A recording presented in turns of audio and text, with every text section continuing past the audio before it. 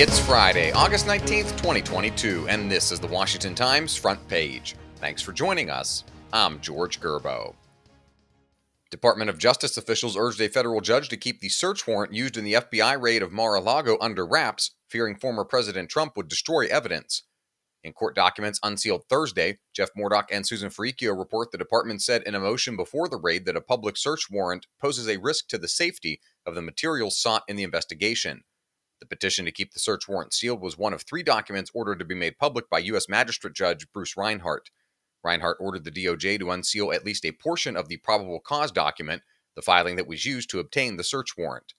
Supporters of the president say the raid is politically motivated and being used to take down Trump. The dispute is over the Federal Records Act and whether the former president removed classified documents when he left the White House. Voice of America is canceling 2 Chinese language programs focused on the standoff between China and Taiwan. Bill Gertz reports the cancellations were announced recently in an internal memo to employees. VOA is a U.S. government-owned international news operation. VOA spokesperson Anna Morris confirmed the program changes, but downplayed the notion that they represent a curtailing of China coverage. She said they're part of a larger effort by VOA's Mandarin language service to shift from traditional television to digital platforms, and the goal of the shifts is to counter disinformation from China in a more timely and nimble way. You can read all of these stories at WashingtonTimes.com/front page. You can also find the entire lineup of Washington Times podcasts at WashingtonTimes.com/podcasts. Some Republican-led states are refusing to do business with financial institutions that embrace environmental, social, and governance policies on issues such as climate change, guns, and other social considerations. Ramsey Touchberry reports it's part of a growing pushback among Republican officials against banks and investment managers that base business decisions and investment choices on what's known as ESG principles. Notably, the ESG movement has major Wall Street firms putting the fossil fuel industry on the chopping block because of climate change. The move could result in costly financial implications for energy companies, banks, and consumers.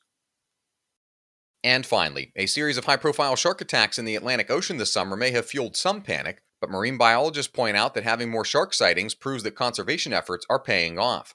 Jacob Meyer reports clean bays, estuaries, and beaches aren't just irresistible for humans, they're better for the schools of fish and other sea creatures that serve as the main food sources of sharks and other predators. For much of the 20th century, shark populations declined because of overfishing and pollution. Since the 1990s, improvements in fisheries management and tighter environmental standards have boosted the population of sharks and the fish that they eat. Most shark bites in the U.S. are along the coast of Florida, but this summer, New York's Long Island has had an unprecedented spate of 6 reported shark attacks. The encounters remain rare, however, and authorities say the total number of worldwide shark bites is on pace this year with previous years. Find all of today's front page stories at WashingtonTimes.com/front page or on the Washington Times app, and find us wherever you get your podcasts. Just search Washington Times in your favorite podcast app. You can also find us on Twitter and Instagram at WashTimes for breaking news, sports, commentary, and more. For the Washington Times, I'm George Gerbo.